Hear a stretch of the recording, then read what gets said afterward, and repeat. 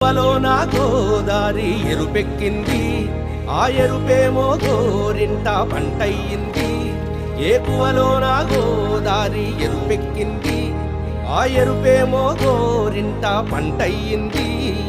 పండిన చేతికెన్నో సిగ్గులొచ్చి ఆహా సిగ్గంత చీరగట్టింది.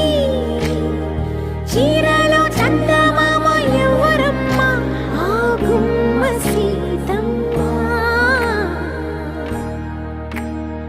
సీతమ్మ వాకిట్లో సిరిమల్లె చెట్టు, సిరిమల్లె చెట్టేమో విరగబూసింది.